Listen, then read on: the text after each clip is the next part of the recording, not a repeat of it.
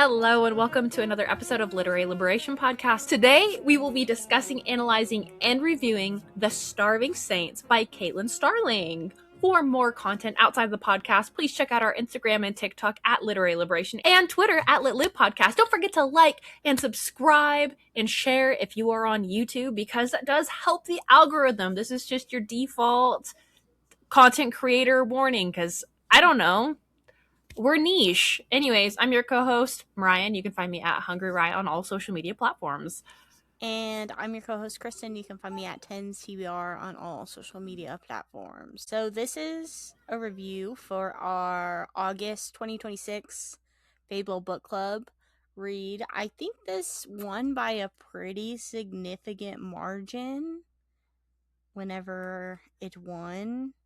Because we were doing, I think, is this the one where we did like all of everything this past year we did a poll for like all the runner-ups? Yeah, I called it runner-up redemption, and I think it scored like, I don't know, I guess it's 40% of the votes. 30%. Then 20% was the next highest. Out of 20 votes was 30% of this. Yeah. Which I will say, this is not the book I voted for. I didn't vote for it either, but I wasn't too upset that this had won, because this is like a relatively new book-ish. I mean, it's been out for less than 2 years. This came out May 20th of 2025. I do remember seeing it like on my For You page when it first came out, and then it kind of went under the radar, and I hadn't seen anything else about it. I don't know about you, but that's kind of the extent of my interactions with this book. Yeah, like I saw it whenever, like, I don't know if this was whenever it first came out, but like I do remember like seeing it in like bookstores and stuff and people talking about it, but I don't think it like committed itself to like long term. I didn't even like mark it as one to read on Goodreads. So like I think whenever I heard about it, that means I had no interest in it, you know? Because I'm usually pretty good about marking something as one to read on Goodreads if it does interest me. And I do think that we are pretty picky about our fantasy books that we pick, but this one, I remember seeing people talk about how it was queer and there's cannibalism. Those are like the two like tropey things that were attached to it. So I was like, oh, that's interesting. And then the cover of it is very cute. I think it's interesting. I like it. I don't know how much to give away. If you don't know what this book is about, it's about like this castle that's like essentially Minas Tirith from Lord of the Rings that is completely isolated, and there's this the Constant Lady, that she's a lady in a tower, and she's got to come up with a way to feed the people because they're kind of being surrounded by an enemy army, and she's like a priestess. They call it the Mad Woman. And that's her job. And that's kind of like all I knew going into it. And we try to keep it pretty bare bones, because a lot of these summaries have a lot of spoilers in them. What I would consider a spoiler anyways. I just think like, I don't know, like if you're going to read this, then like I think if like cannibals interest you and like lesbians interest you, then you might like this. But I know, like, I don't want to spoil, like, too much of the podcast, but I, in my heart of hearts, cannot recommend this to anybody. So it appears by the star rating. It has a 3.58 star average with 24,000 ratings and 6,000 written reviews. So it's not, like, the most beloved standalone fantasy novel we've ever read. To me, 3.5 stars on Goodreads kind of means that it's more controversial. Yeah, like, so it can either go like, this is eating and people just don't get it, or it's right. Or maybe it's too high. Yeah. But tisk. But it did win a couple awards, I see. Horror awards, which we'll talk about that more later, too. I don't know anything. I've never seen these ones. So it won in 2025 the She Reads Best Award nominee for horror. So I guess these are just their nominees. It doesn't say the actual award.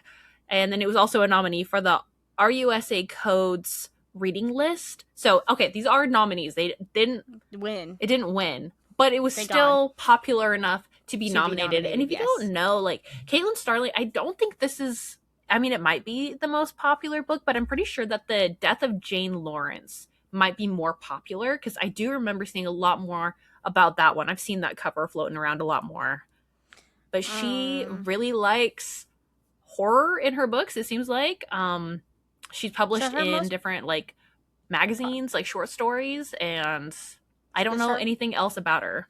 The Starving Saints is her most popular, but it's only by like 400 or so more ratings. Because it looks like... So it moved up pretty fast compared to The Death of Jane Lawrence. The Starving Saints has 24,942, and then The Death of Jane Lawrence has 24,573. So it's really not that big of a difference. But everything else, so if you haven't heard of this one, maybe you've heard of the other one. But again, I think 20,000 reviews are like less than 30,000 reviews. I think I would still classify that as pretty niche on like Goodreads, at least. Yeah, like, it's definitely not mainstream. Yeah, you know, like, I can imagine like there's like some quirky gay that made like this table that was just like, and she eats for like Pride Month, and it has just like a bunch of like cannibal, like, queer books. Like, it's, you know, like, it's one of those things, like, I could see it like being curated, and that's how it's being advertised, but it's not going to get like its own end cap like Fourth Wing and Agatar. Oh, okay. It's like, you know, like, it's more like a genre. It's like in the genre, like, not weird girl lip fic, but like within that realm of like weird girl books rather than mainstream girl books. I think this is best to just get into our little spoiler-free reviews. And I do want to premise this, that both Kristen and I had a very difficult time reading this book. I don't know what it was about it. I struggled. It was really hard to get through this book. I tried the audiobook. I have the physical book. I have the ebook. It was hard. I don't know what it was about it. And I'm hoping that by the end of this episode, I can precisely pinpoint my frustrations with this book, because I cannot recommend this. And I think we're also like riding the high after reading The Poet Empress by Shintao, right? Yeah. And that was a fantastic standalone fantasy book. Yes. But going from that to this, whole other world. I don't know how you're feeling. Well, because, so first off, the way that this is described, it's described as being like a horror fantasy. And to me, like, it's fantastical, but I would not categorize it. Like, if you're looking for a fantasy, this is not, like, going to scratch that itch like Lord of the Rings would, or, like, The Poet Empress would, for example, or even, like, Shadow and Bone. Like, it's not that type of fantasy. It's very more, like, almost, like, religious iconography in a way of, like, viewing that as fantastical. And I think it's also, like, classified as horror, and I also don't necessarily agree with that in any way, because I don't think it's very gory, or is it very horrifying in many ways, or even like creepy. Which is so interesting, because like obviously there is cannibalism in this, but this is like soft cannibalism. I don't know how to explain it. Like, it's not splatterbook. So if you're queasy or something, like, maybe you would be a candidate for this, because I feel like this is maybe good, like, if you're trying to dip your toes, like, if you read more lit fic and you're looking for something outside of that comfort zone, maybe this could bridge the gap from lit fic, like, nothing, like, fantastical or horrific ever happening in your novels, to this introducing a little bit of it, because this is another one of those books that I would say is very character focused, too, and not a lot of plot focus, even though the plot is supposed to be something big. It's really hard to talk about it without giving anything away, but what did you end up rating it? Like, on a 5-star I think I give it 2 rating stars. scale. Oh. So that's what I'm saying. Like, I think it's also hard to, like, the way, whenever we talk about books in like the spoiler free area, usually it's in a way to recommend it, but like in no way can we really recommend this book. So it's like, I don't even know how to talk about it. Like, there are very few positives I see in this book. especially reading it, because I did too. I had the ebook and I was reading the ebook, and I literally had to get the audiobook because I was like, I cannot read this without it, because like I would read a chapter and I would get so bored. I would start scrolling on my phone, like sometimes even in the middle of chapters, because I would get so bored about whatever was going on. I think something that I can say that's like not super spoilery before we get into it, but it is less than 400. I think it's less than 350 pages in some cases, depending on how you're looking at Depending on which page copy length. you have. Standalone, so you have to be able to build a whole world, and there's 3 different POVs. So you're only getting that many pages to do those things, to build up those characters and to have a plot. That's a lot. It's very what do I want to say? Ambitious. But I just don't think it met that. It didn't meet what I was looking for. And I don't think standalone fantasy does super well when it's like under 400. I think I can typically agree with that too. I think it does. I don't know. I don't like reading standalone fantasies most of the time anyways, because I love a good series, and I love like sticking with characters, like being around characters that I love all the time. But I'm glad this is a standalone, because if this was a series, I would not have read it. And I know me and Mariah were even talking about, like, throughout reading this, we're like, if we weren't reading this for the podcast, we would have DNF'd it. So it's just hard, especially when we're coming from a place of like, we love Babel by R.F. Wong. We love Blood Over Brighthaven is really good. There's a lot of really good standalone fantasy books, and but those are that's where longer too. They're longer. That's where our brains are at when we are approaching it. It was like, okay, we love these. That's what we're looking for, and it didn't have like the wabi sabi. Like it didn't have the stuff. And I think whenever you're ready. I do think it technically is an unpopular opinion, because from the other people that have reviewed it in the book club, it does have decently high ratings. Like I think everyone else rated it relatively high in the book club, because right now it's at a 3.44 average, but I think my 2-star is pulling it down, to be honest. So I haven't put my review in there, and hopefully throughout this we can explain a lot more of like how our rating came into be. And we're gonna start that now. I guess so. Did we have anything we wanted to say about the author? We didn't really talk about her all that much. Not a lot about her. The only thing I could like find, I mean, there's just nothing. I didn't really see any controversy, so reminds me of something I recently read. Let's get into it. Okay, so we start out in this story. It's kind of like laying the groundwork, and you're having this like priestess POV, and you're learning what's going on, like why there's a war happening outside of this castle, and this castle is isolated, right? It's like built into a mountain. It's literally Minas Tirith. Like, Kristen, look up a picture of Minas Tirith. Tell me that's not the make and model for this. I don't know. I do not think that's another one of my gripes with this. I don't think the imagery of this novel was written very well, because there are like some books that I feel like whenever you read them, it feels like you're watching a movie sort of thing, where I feel like this one did not have that. I don't know if you felt the same way. I do feel like this is not. It's trying to be this, like the castle built into a mountain. And it's like, you can't get, but it doesn't have the imagery of it, because it feels a lot more scaled down. Yeah, I don't know if you felt that way. I did feel like I didn't feel like it was in a castle, because I felt like all the rooms were very isolated. So like I couldn't really imagine like a long sprawling castle or whatever she was trying to do. I just imagined like into each room that things were happening in, like individually. You know? Yeah, it kind of felt like a 5-bedroom house. Yeah, like it felt like a set. Like a movie set. It did not feel like a whole castle.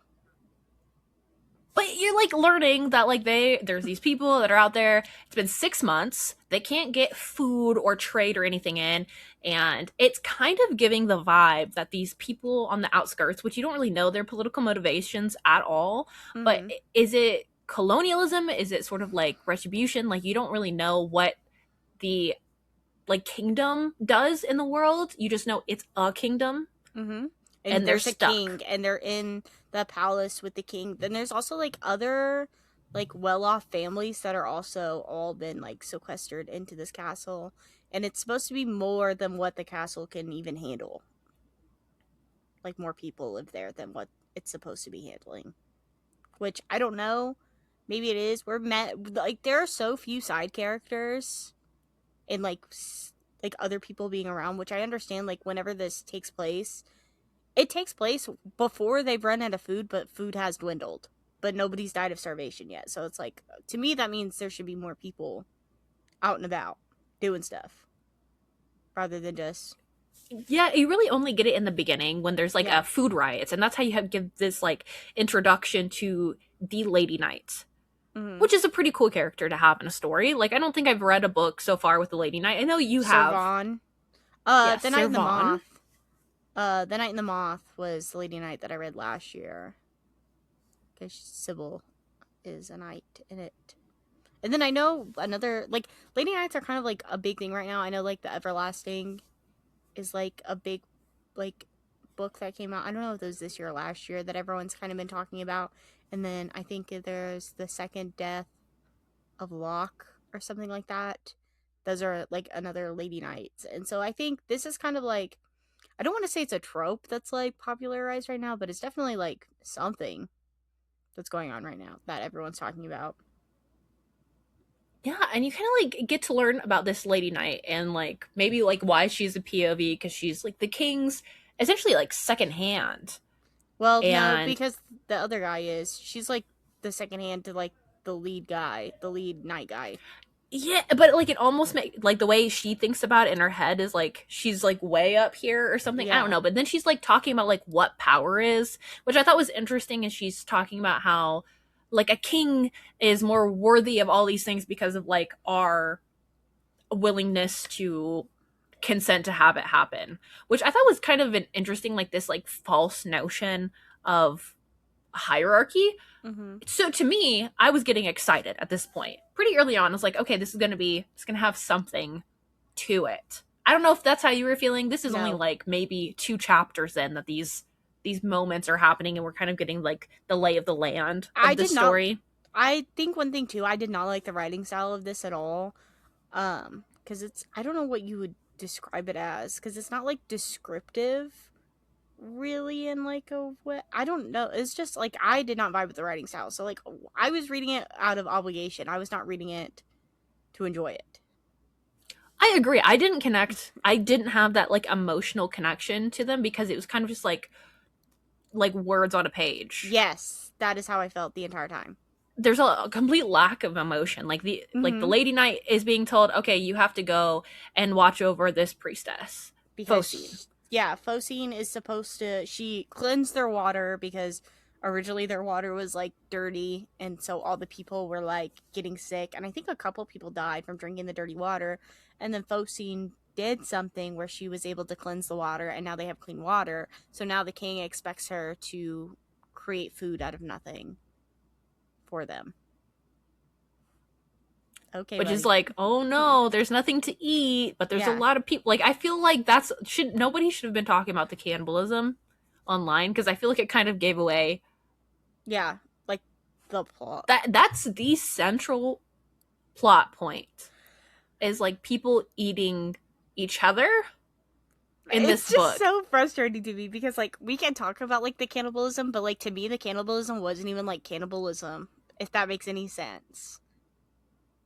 Because so with what happens is basically there ends up like, I think the people outside are like about to attack them or whatever, so then like the Lady Knight Servoin is like, they go to fight them or whatever, and Focine tries to escape or whatever because like obviously nobody wants to be trapped here with no food. And then Servoin catches her and like brings her back, and she's like, yeah, you gotta make us food, bro, out of nothing. And then Focine's like, I'll try. And then there's also, we have another third point of view too, Trella, something like that. I don't remember her name, something like that. And then she's like, all you know is that she used to be like the daughter of like a lord or something, I guess. And basically he was betrayed by Servan, and so Trella has like beef with Servan. But then now she's like a servant for the king, and she hates the king too because he said that her father was lying, and that's why they killed him. And so she's got like beef with them, and she's like, I just want to see them suffer. You don't really know much else about it, which I thought was interesting. Is there's not a lot among these characters with reflecting back to their actions outside of like Focine, because Mm-hmm. Focine has like this, or again, this is earlier on in the book where she's reflecting on being a nun, and she's talking about like the lifestyle of like cleaning herself Yes, and to be in community, to have faith, I and all of highlighted this that and part how it's too. evaporating.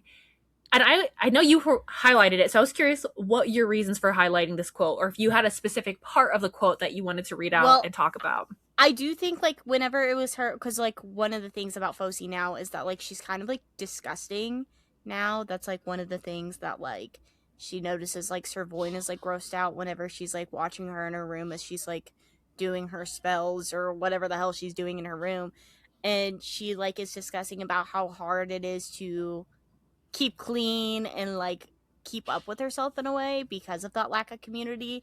And I do think it is similar to me about how like capitalism isolates people too. And I do think like specifically obviously like famines and stuff do happen under like socialist nations and things like that, but I do think the way that it's gone about is completely differently, and because of the way that the society is structured, which it's not really like structured like anything, because like the only worker we see is Trella or whatever, and she's not even really like an actual servant. She's like faking it.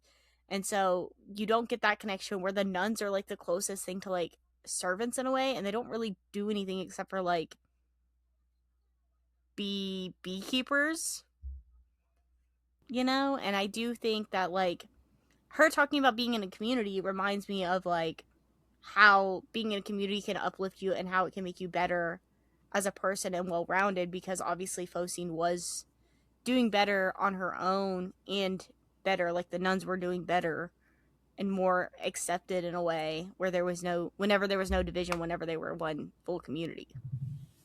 Yeah, but then like this is all being told within the context of like this feminist lens that Focine has, where she's talking about like these habits, these ways of standing, avoiding eye contact and whatnot, which are very central to becoming a nun. Mm-hmm. Um, but that's kind of like the end of the discussion for any sort of like feminism in this book. I don't know if No, you felt literally. that way. No, I agree. I mean, I And guess you can kind of say with like Sir Voin's character, like later on, because I think she does end up getting discussed somewhat because like there is a bit of misogyny within like the knighthood sort of thing because Servan is a woman, and I know the king is like, you thought you were goaded, you're not. But I think like those are like the only two like instances, and I don't think they're done well in any way either. because the beginning of this book, I noticed that like the beginning was really strong, and then it just felt weird. Like I just felt like we were going places and doing things. And when I was doing my little light research for this, I read an interview that the author had done, and I couldn't talk about this earlier because it didn't really like fit into like about the author. But when she's talking about writing the book, she says she wrote it out of order. She says, I don't mean I wrote some of the chapters and then had to rearrange them. I don't even mean I hopped ahead to write a scene I was excited about, then worked my way back. I mean that in the depths of deep anxiety over if I could pull this thing off, I wrote sentences out of order, just little blips of a phrase floating in a big blank space, and then I patchwork jigsaw them together over the course of days. That is the worst thing I've ever heard in my life. I do not think you should be writing a book like that. What the? Yeah, and then she like continued and it says, not all of it was like this. There were some scenes I could write to start to finish, the way I usually draft, but more often than not, I had to write out of order to trick myself into getting more words on the page. And to me, this reads like maybe because I could tell as I progressed, it didn't feel like there was a direction. I I didn't know agree. what the direction of the story was going to. And when I read that, I was like, that makes the story make more sense than anything that happened in the plot. Just learning the writing process that went into this. I think that is a horrible thing to do because I mean, she just wrote lines that she hodgepodge together without having a plan for that. I think that, I mean, I'm not a writer, obviously. Me and Mariah don't write books in any way, shape, or form, but I think this book does feel very disjointed, I will say. I don't even understand, like, the choice of having these three perspectives because I don't even think I don't even think like Trella's perspective was really even relevant to the story in most ways.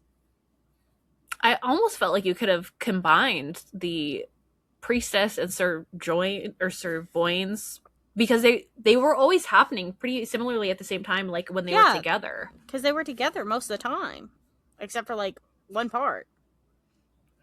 It was really odd. It was all really odd. Like as this story progressed, because then this is where like I started like getting lost, and I started not having any like quotes, because you have these 4 saints, right? There's 4 of them. Yeah. I think 4 saints no, that just magically appear. Maybe there's 3. I don't know. I think 2 of them were like completely irrelevant. So it's like, what's even the point of mentioning them, to be honest? That's how I felt too. There's too much happening. There's either 2 or 1 that were like the third. I thought it was the third one, because like at the end there, whatever. I don't know. Whatever. The only 2 saints that matter are the loving saint and the lady. That's how they call her, right? Those are the only 2 relevant saints that just magically appear, and then everyone's like, "Hey y'all, thanks for coming to save us." And they're like, "Don't worry, you guys can eat now."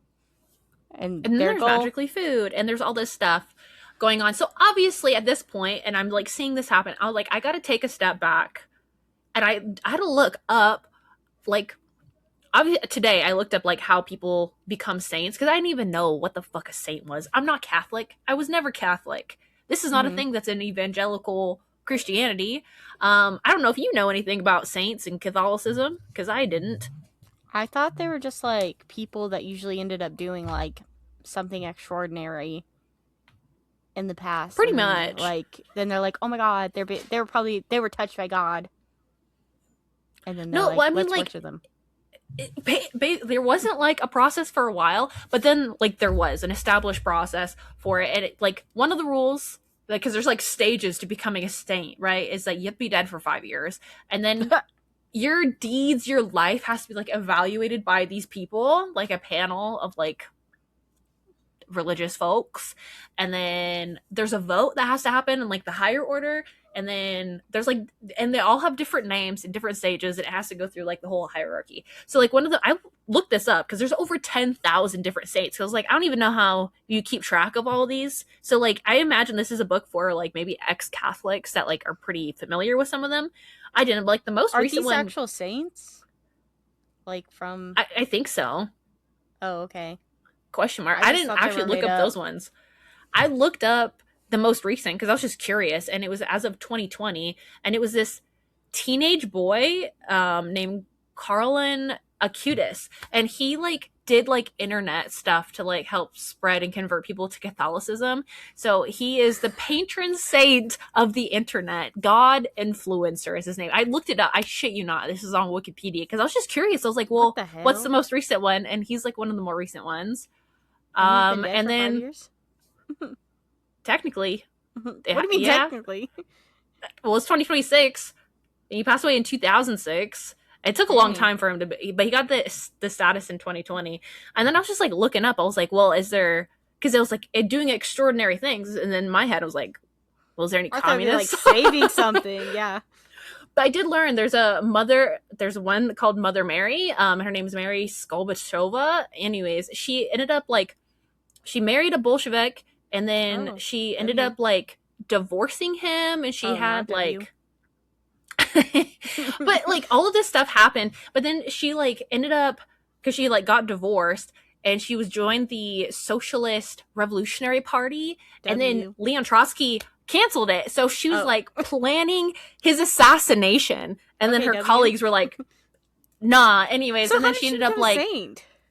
Well, here's the thing: is like, during World War II, she ended up getting sent to Napa, and she kind of like ended up joining like the clergy. Like, she did get married again to some guy that like ended up saving her, like when the white shirts were trying to try her. But then when she joined like the actual nunnery in France before the fall of France, she was helping hide and save Jewish people from going into concentration camps. But then she ended up dying in a concentration camp, and I was like, that's Mother Communist. That's my girl, Mother Comrade. The only saint I recognize.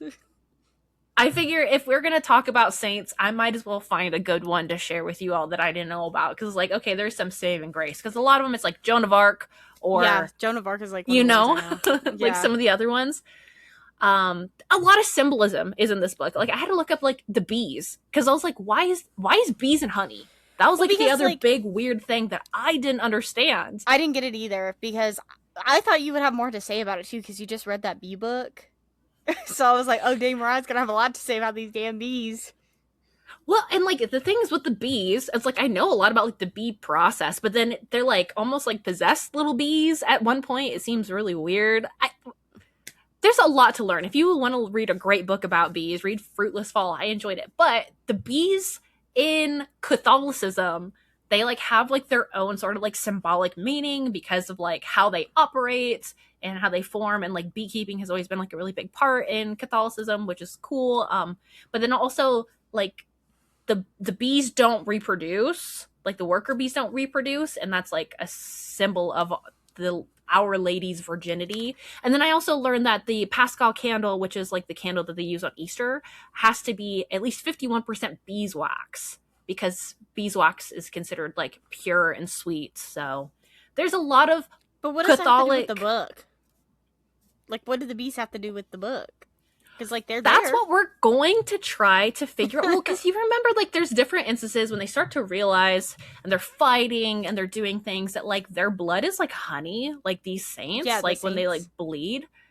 It's like part honey. Well, because like okay, but I want to go back to the cannibalism because we have Sir Voin that is one of the few people that ends up getting like possessed, right? Because she like follows the saints and believing whatever it is they're spewing and about like whenever And she drinks the honey. yeah, and then like whenever she's eating the food, like that's the thing, it's like so it's cannibalism, but whenever she's the only perspective that we get that's doing the cannibalism, like because Focine and Trella they don't ever eat people, even though Trella apparently has no problem with it before because she's had to do it before, so I don't understand why now she was like no, because I don't think that's very well explained in this. But then also whenever Servoin is eating people, she's like brainwashed and like dazed and confused, and so she doesn't even see herself as eating meat. She sees herself as eating regular food. So it's like, how is this? Like, I understand that it's cannibalism. Like, I get she doesn't know what's going on, but then I'm like, why are you advertising this as to be like cannibal if you don't even get like the true horrors of the cannibal? You know?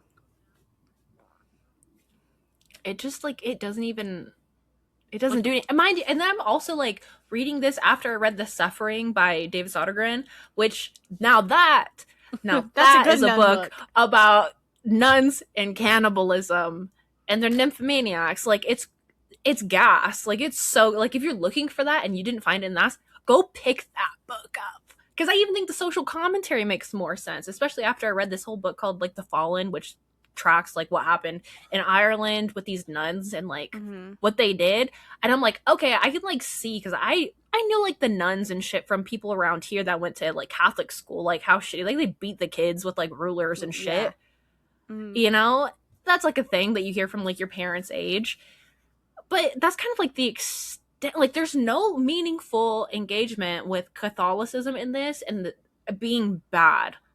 I don't know if you noticed that. Like, I Yeah. get it, and I feel like it's supposed to be very allegorical, but because it's not a flushed out plot and the characters are so lackluster and I could not connect to them, I just didn't care. Well, because like to me, like no offense to Caitlin Starling, I think she was maybe if she was raised Catholic, possibly. I don't know. I don't think she's a practicing Catholic because I don't think a practicing Catholic would write characters and nuns like this.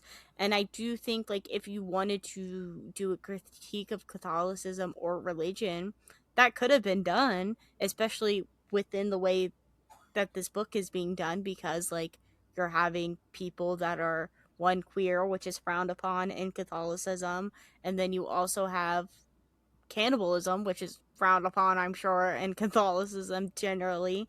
And she just makes no like meaningful discussion about like the harms of Catholicism or even like the harms of religion within society too, because I think that's one thing like as Marxists that we discussed, because Mariah and I are not religious, and I know like there's a whole like debate on whether like Marx with like the religion being like the opiate of the masses sort of thing. And I'm not necessarily against religion like some other communists are. I don't think Mariah is either, because I do think that like if religion is something that works for you and makes you feel better and does whatever, like great for you, not for me, whatever, like you do your own thing.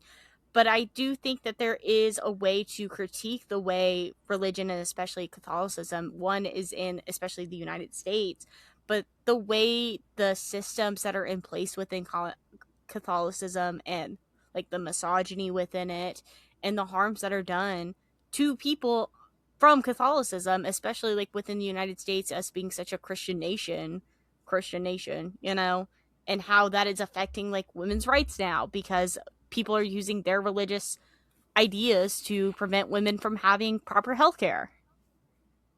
You know? But there's nothing, which especially with her being like, it's, you don't even know if she even has a power for a while. It almost seems like she's just practicing like chemistry that's kind of like alchemy in this, which would have been really cool. But she does end up having some magic, sort of divine magic. Doesn't make any sense. No. Comes out of nowhere. It kind of just, yeah, it does. It comes out of nowhere. And it doesn't make a lot of sense, but she can phase through walls. She's like Danny Fountain, you know? Like she can turn it off. Sorry. Turn off and but on. It just gets really weird and confusing. And then Trelia's like, I thought her going into like the underground and like going out and like paying her dues with the weird little golem. This creature in the wall. That eats her fingers. And she pays it, eats her fingers, and then she goes outside. She's like, oh my god, there's literally nobody even out here. She's like, I left my friends, I have to go back. Not even like 2 seconds. Because like the thing is too, is that like her motivations make no sense like throughout this book. Like I think Trella is such a poorly written character throughout this, where you have her 1 second where she's like, I gotta get out of here, like there's no food here, I have to leave. I don't like Focine, I don't like Servoin, but then like the second she's outside, she's like, wait a minute, there's suffering in there, I should go back. And it's like, what made you? There's no reflection on her character on why from A to B. Especially even like her like falling in love with Servoin or whatever. Like it's so weird to me the way this is like written, because like it's almost written as like a polycule, but like not.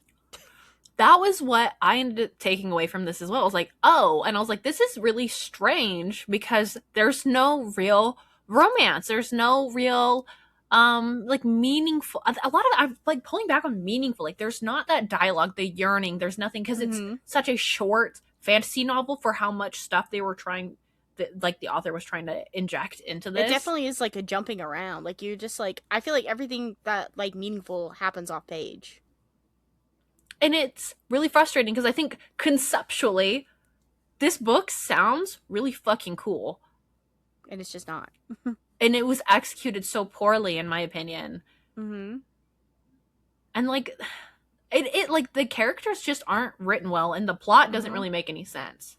Yeah, well, because I mean, like, the plot of this book is just like, oh, like these people have nothing to eat, and then rather seeing like the horrors of humanity and like what people will do to continue survival or whatever it is it has you believe, or even like the way cannibalism is used in like other mediums, how it can represent like loving someone so much that's like why you choose to ingest them, because you need them like inside your skin. This literally is like none of that. It's just like they have nothing to eat, sorry, they're hungry, but then it's like it doesn't even reflect on the horrors of like why this is happening.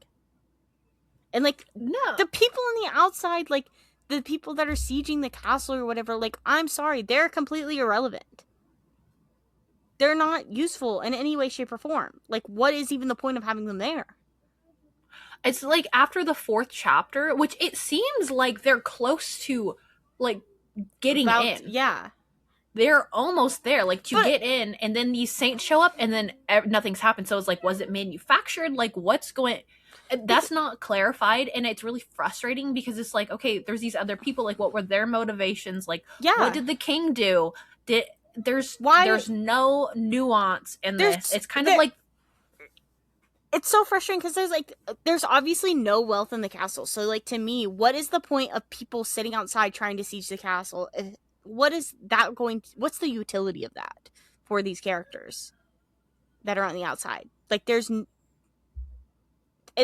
seems like the only way that she could think of that people were starving was because there was this people outside the castle trapping them. That's like the only thing her brain could come up with, where I feel like there could have been a much stronger ideals of that, and especially like discussing too like how, because I think it tries to do like the classism like sort of discussion too, how like the king and like his knights and stuff were the most well fed even whenever they were running out of food, because I know that's something like Servon like reflects on herself. She's like, oh, the only reason why I got to eat so much was because I'm so close to the king, blah blah blah. But then that's like it. And the people that are starving that are also living in the castle, completely irrelevant. Like, they're not even, like, they don't even exist. It's all very odd, and especially like when you're learning about these things, they're kind of just happening. Like anything about this story that you're learning is either it's Focine or Trillia or Servoine, and like them kind of just like creeping around corners, Yes. like looking and observing. It's like walking around simulation, bro. Like, that's all they do is just walk around this damn castle and talk about what they're gonna do. So, and there's a siege happening. There's these demonic saints. There's so much happening. There's no action, which is fine if that's, but it doesn't make sense for this story, especially when you have a lady knight.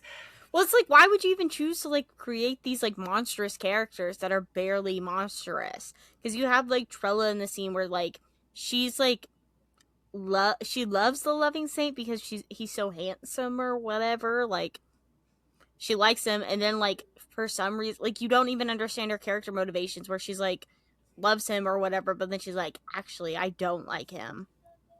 And then she's like, okay, I'm gonna kill him. And then like he like grows and becomes like, I was imagining like the other mother like pulling up on her, and then it's just like, she's just like, oh my god, I'm scared, bye. And like, what? She should have just fucked him. Like, that's what I was saying. Like, I was like, oh, that could have been interesting. And my question is too, like, what is the relevance, like, that knife or whatever? The iron? Yeah, like, what does that mean? Like, what is the symbolism of that? Because I feel like these are just, like, this is one of those books where, like, I feel like whenever you're in, like, English class and they're like, the curtains were blue, and then it's like, in English class, they're like, the curtains represent, the reason why they were blue is to represent sadness and the despair the author was trying to portray. And it's like, no, sometimes the curtains were really blue. This is like one of those times where I was like, oh no, I just think the curtains were blue. Like, the author wrote the curtains being blue because she had nothing else to say. I'm trying to see if there's this website called Tan Direction talked about iron in Catholicism representing like strength, and maybe that's why Servoine had to like earn her sword back, because it was, she actually, mind you, like Servoine is also like when she's in her haze is like killing people. Yeah. And then she's like, oh my god, I did that. But it's like, you also like were doing like you killed Trillia's dad. Like, you didn't care then. And she's because, just like, he was actually a traitor and he was actually selling our secrets to this other people. Why is that a problem? Like, what are those other people doing? Oh, it doesn't make any sense because there's no world building. I think that's the issue, is like how you can't have a fantasy novel in an isolated location like that when there's like outsiders and like no world building unless it exists in like our society, and it doesn't. No, because I think, like, the thing is that I feel like this could have been so much more powerful if like, as a book, if, like, it is a small cast of characters, put this small cast of characters somewhere else, like an isolated mountain, and then, like, it snows, and then they can't leave the mountain, and that's why they're running out of food. You don't have to put this random, like, that's the thing, is that you introduce these ideals of having, like, a siege outside, or, like, people having different opinions, be that... The idea of, like, having a kingdom itself, I think, is inherently political, too. And the way that this just lacks political ideals completely makes no sense at all. Well, yeah, especially when you get, like, all of that stuff in the beginning. And then the very end, which I don't want to, like, rush, but, like, I feel like we're beating the dead horse, where you're having Sir Voine's sitting on the throne, and she says that it is worth it to restore order instead of breaking and beginning anew. And I thought that was just so fucking lame. I was like, are we so dead ass right now? Like, this is a fantasy novel. You can make anything happen. No, you literally. can make anything happen. And that's the thing, is that, like, we don't even know enough about, like, what's going on within this kingdom, where, like, what is the king, like, is it serfdom? Like, do we have, like, what is going on? Like, is it capitalist? Like, we don't know anything that's going on.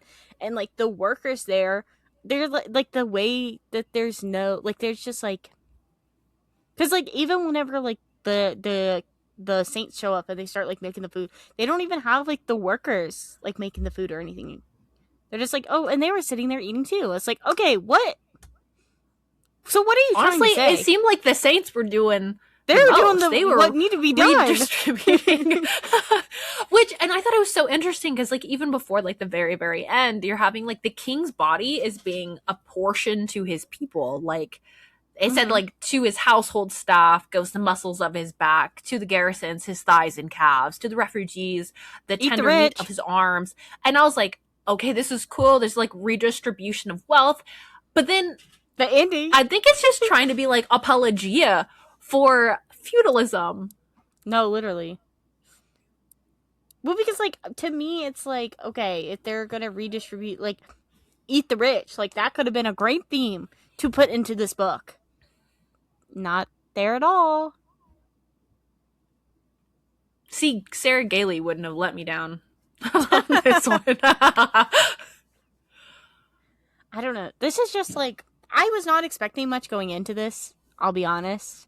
And maybe I thought it would be like a 3.5, maybe. I was like, okay, it'd be an enjoyable read. 3.25, 3.5. That was my anticipated read. But now it's like, the more I think about it, the more frustrated I get. And I'm like... So what are you going to rate it? It's in the 2-star range. I just don't even know if I can justify rating it at 2.5 because that rounds up to a 3. That's what I thought, so that's why I gave it a 2. Because I was might give it a 2.25. I was like this... Like, but it was so fucking hard to read. I have never struggled so hard to read a book for the podcast. Boring. Like, I'm sorry. Like, I've never been more bored reading a book. Especially a fantasy book. A queer fantasy book about cannibalism was boring. Yeah, no, literally. That's what I kept thinking. And I think it's because we were spoiled. I honestly think we were just really spoiled with our fantasy books. Like, I guess if you've, like, never read any sort of other fantasy book that's, like, a 6-star, like, peak fiction, you know? Maybe. This could be an enjoyable read. This is, like, you're just starting out. That's what I'm saying. Like, if you're a lit pick girly going into this, maybe that could be the only thing. But I'm sorry. This is dog water. Chopped. And I know so many people, like, in the book club really loved it. And I'm so happy that there's people that I'm glad you guys got to enjoy it. Because I just couldn't. And I tried. I really did try. And usually I see the light. I'll be honest, I didn't try that hard. I can make anything happen. I could not do that for this. I kept saying to Kristen that this reminded me of, like, the long journey to the small angry planet, whatever the fuck, by Becky Chambers. That's what you were trying to say. I can never remember how to say it. Like the long journey. That's not. It's like a long way to a small angry planet. You called it a long journey. I was like, what the hell's I literally texted you. I said, what the hell's a long journey? And then you didn't reply. So I was like, okay. Because I was like looking at books. I was like, the long journey. And it was like some random ass like books. I was like, we've never even read. But at least like that like made sense. Like at least and I DNF'd that book. The characters, like whatever. This I was just really confused. And then when I read about the author like hodgepodging this together, I was like, maybe this wasn't meant to be. Maybe it should have stayed in the Drafts Queen. I'm curious how the other book is, but I don't know that I want to read any more of her books. That's what I'm saying. Like, picking up this made me not want to read any of her other novels. Like, I'm sorry, I'm sure they're probably great. But reading this, I was just like, get it away from me.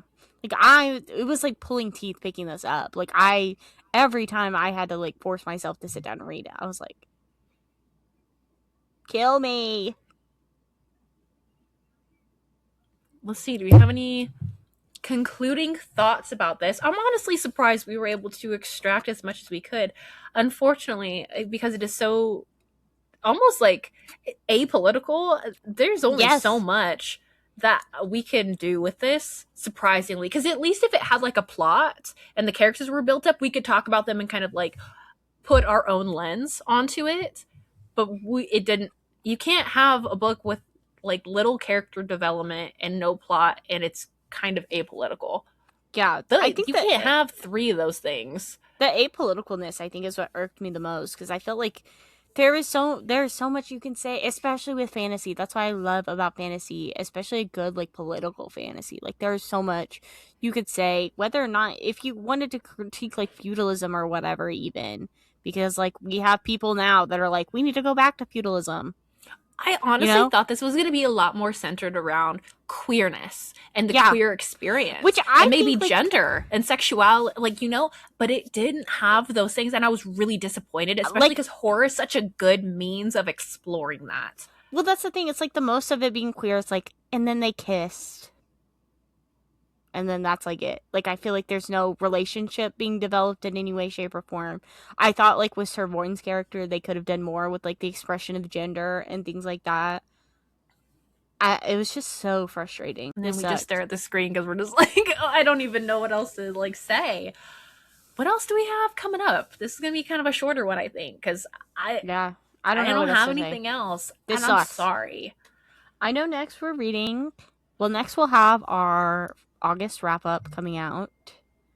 That'll be the next thing we post. And then we're also planning on reading East of Eden by John Steinbeck in preparation for the new show, Florence Pugh. New Florence Pugh show coming out. Can't wait. I'm so excited to read East of Eden. It has been on my list for a very long time. And I have so far very much enjoyed Steinbeck's work. And then if you want to read along with the book club, our September book club read is Victorian Psycho by Virginia Fido. So, and that's also becoming a movie. I don't know when it's coming out, but it was one of the options. We're preparing for Halloween season, so we thought that would be a fun option to throw in there for Halloween season. But it's not even like the horror. No horror. This is poop from a butt. Kristen's not a fan. I could be a little bit more diplomatic. I'm about to lower it to 1 star. Meanwhile, I turn off the camera. I was like, I fucking hate this shit. Like, yeah, I don't know. I don't think there's anything else I have to say. So, if there's any books that you want to see us review, that's like this but better, let us know. I would love something that is similar to this, but unfortunately, I don't know that I'm going to find it. You already got it with that David Soderman. I do think I cannot. If you really like splatterpunk, it's a nunsploitation inspired book. Kristen, you should read it. Maybe not now. We'll save it for Christmas time, because guess what? There's snow in it. Okay. Well, because after reading this, I don't even want to look at another nun ever again in my life, or I'm about to start eating her, and not in the good kind. Other than that, I guess, thanks for listening, and thank you, and good night.